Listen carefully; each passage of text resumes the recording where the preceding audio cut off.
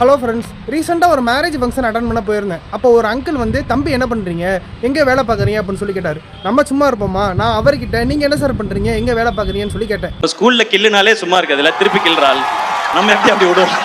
அவர் என்கிட்ட, தம்பி நான் ஆட்டோ பிஸ்னஸ் பண்ணுறேப்பா அப்படின்னு சொல்லி சொன்னார். ஆட்டோ பிஸ்னஸா, புதுசா இருக்கே.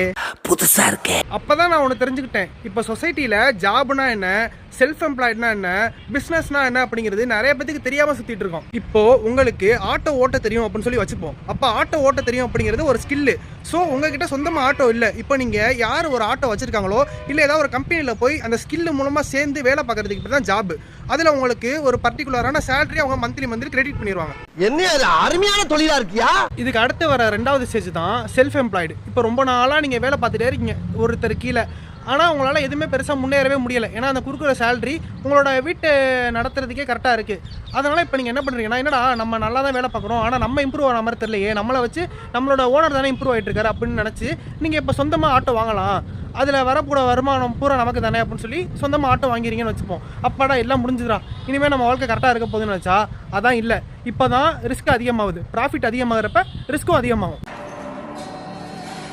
இப்போ நீங்கள் ஒருத்தர் கீழே வேலை பார்த்துட்டு இருந்தப்ப ஆட்டோ ஓடுது ஓடலை, உங்களுக்கு மாதம் ஆனால் ஒரு பர்டிகுலரான சேலரி வந்து கிரெடிட் ஆயிரும். ஆனால் இப்போ நீங்கள் செல்ஃப் எம்ப்ளாய்டுன்னு வந்துட்டா நீங்கள் தான் முழுக்க ரெஸ்பான்சிபிள். ஆட்டோ ஓடுது ஓடலை, நீங்கள் மாதம் ஆனால் டியூ கட்டணும், வீட்டு வாடகை கட்டணும், வீட்டை பார்த்துக்கணும், இப்போ எக்கச்சக்கமான ரெஸ்பான்சிபிலிட்டி வந்துடும். ஆட்டோ ரிப்பேர் வச்சா நீங்கள் தான் பார்க்கணும். ஆனால் இந்த தலைவலி எல்லாமே நீங்கள் ஜாப் பார்த்தப்ப இல்லை.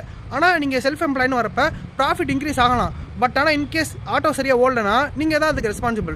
ஆட்டோவே சாமியா நினைச்சு கும்பிடுறீங்களா? இவ என் தாய் மீனாட்சி. இது எல்லாத்துக்கும் கடைசி ஸ்டேஜ் தான் பிஸ்னஸ். ஓகேவா? இப்போ நீங்கள் சொந்தமாக ஒரு இடத்த வாங்கி இல்லை வாடகைக்கு எடுத்து ஒரு ஏஜென்சி ஸ்டார்ட் பண்ணி ஒரு 10 ஆட்டோ வாங்கி ஒரு 10 பேரை வேலைக்கு அப்பாயிண்ட் பண்ணி அப்படி ஸ்டார்ட் பண்ணுறதுக்கு பேர் தான் பிஸ்னஸ்.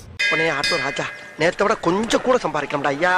இதுதான் இருக்கிறதுலையே ரொம்ப ப்ராஃபிட்டபிளான அப்புறம் ரொம்ப ரிஸ்க்கான தொழில். ஏன்னா முழுக்க நீங்கள் தான் பார்க்கணும். இப்போ செல்ஃப் எம்ப்ளாய்டாக இருக்கப்போ கூட நீங்கள் ஒரு நாள் லீவ் எடுத்து தூங்கிடலாம். ஆனால் அது அப்படி இருக்கவே இருக்காது. 24/7 நீங்கள் வேலை பார்த்துக்கிட்டே இருக்கணும். இப்போ நீங்கள் வேலைக்கு அப்பாயிண்ட் பண்ண ஆள் வரல அப்படின்னா உங்களுக்கு தான் அந்த பிரச்சனை. அந்த வேலை பார்க்குற ஆள் ஏதாச்சும் தப்பு பண்ணுறான், சவாரி போகிற இடத்துல ஏதாச்சும் ஒரு பிரச்சனை வருது அப்படின்னா நீங்கள் தான் போய் பார்க்கணும். உங்கள் தலை தான் வரணும். இப்படி பிஸ்னஸில் எக்கச்சக்கமான பிரச்சனைங்க இருக்கும். ஆனால் இதில் என்ன ஒரு நல்ல விஷயம்னா, வர பூரா ப்ராஃபிட்டுமே உங்களுக்கு மட்டும்தான். சார் காசு கொடுத்துட்டு போங்க.